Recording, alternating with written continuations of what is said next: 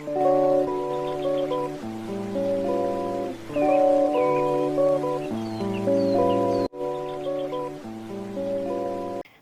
halo guys, welcome back to my channel. Nah, perkenalkan nama saya Devina Siti Hapsah. Pada kesempatan kali ini, saya akan membahas tentang tes substansi untuk konten IPA. Nah, saya fokuskan ke IPA untuk video kali ini karena kan kemarin kita udah bahas nih tentang video literasi, numerasi gitu kan. Meskipun beberapa saya upload, mungkin ada beberapa soal-soal yang lainnya bertahap ya gitu. Biar soalnya ada beberapa temen-temen nih yang minta tolong yuk bahas ini dong gitu untuk ngasih soal-soal ke saya. Nah, saya bahas untuk video kali ini. Nah, sebelum kita ke videonya, semoga teman-teman dalam keadaan sehat, semoga kita rezekinya dalam melimpah, terus juga semoga kita lolos dan lulus dalam mengerjakan soal-soal, serta semoga kita lolos untuk mengikuti PPG Prajabatan ini pada tahun 2023. Amin.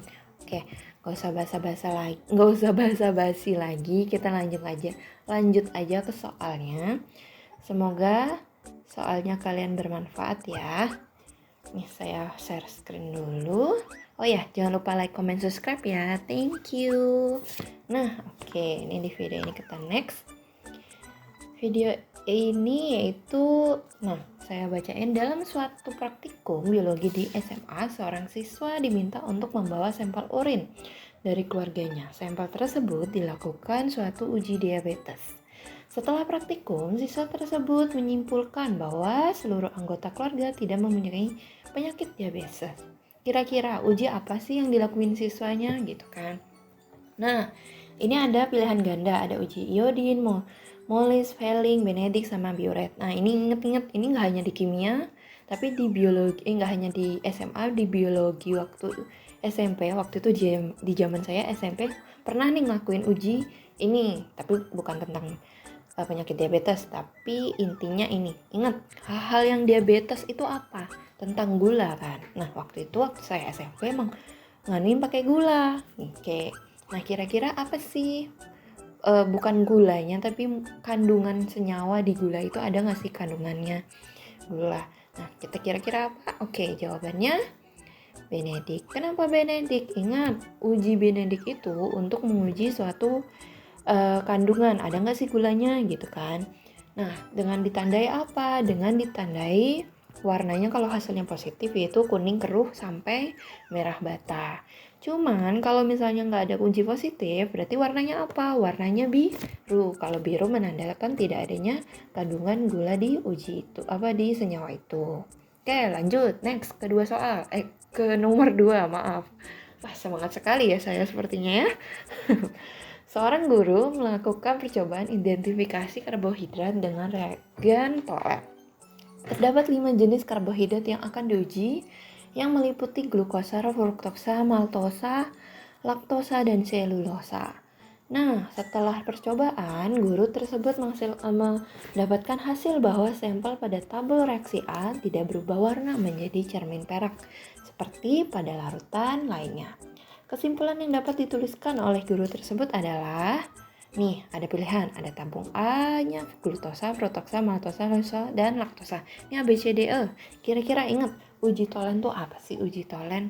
Oh, uji Tollett itu untuk mengoksidasi larutan gula atau mengidentifikasi adanya senyawa gugus aldehid dengan tanda apa? Dengan rumus CHO kan, dan gula produksinya.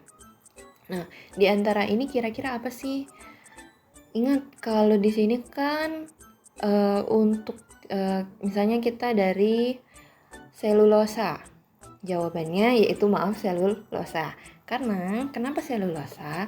Kan kita tahu glukosa, fruktosa, maltosa, dan laktosa itu adalah berbentuk salah satu bentuk dari gula ya kan, yang sudah terbentuk.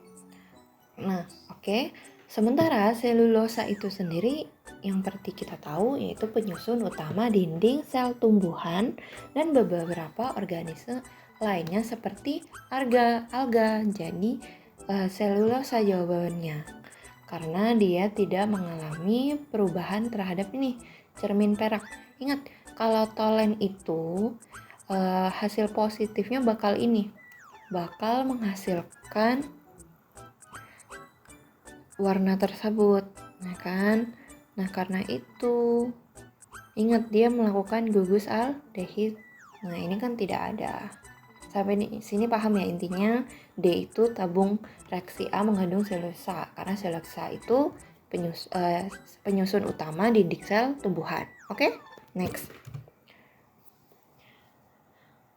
Oke, nomor 3. Nah ini ada soal dari nomor 3 sampai nomor 4. Nah, bacanya apa? Seorang peneliti sedang mempersiapkan beberapa larutan, tetapi tanpa sengaja label nama dari larutan yang akan disiapkan lepas. Terdapat 3 botol larutan yang merupakan suatu karbohidrat.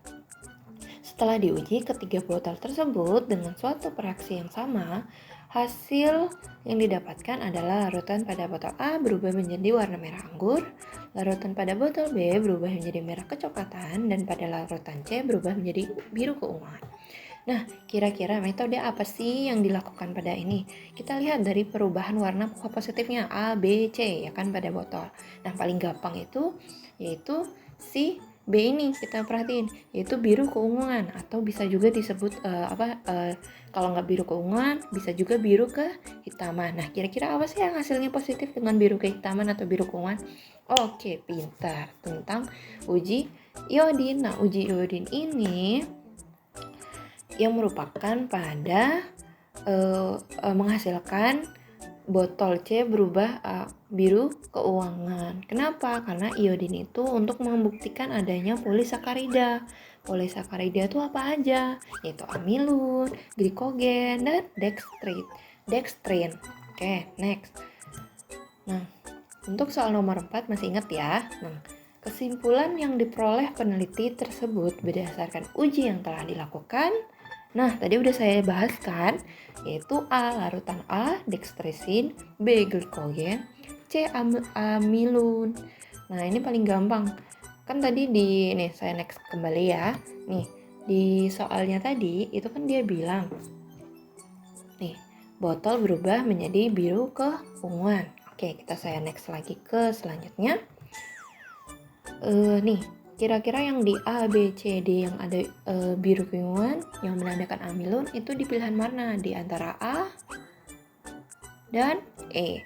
Nah, tapi ternyata soalnya itu kan ada tadi warnanya tadi kan, berarti warnanya itu larutan A dextrisin, larutan B glikogen, karena kita menggunakan uji iodin. Oke, next. Sorry nih kalau kepanjangan atau kecepatan, silakan di pause terus di reply lagi soal-soalnya sama jawaban saya. Oke, kita next ke nomor 5. Untuk nomor 5, satu sampel protein akan diuji kandungan atau komposisi senyawa-senyawa penyusunnya dengan menggunakan uji santroprotein. Hasil uji tersebut memberi hasil yang positif yang ditandai dengan berubahnya warna larutan menjadi kuning.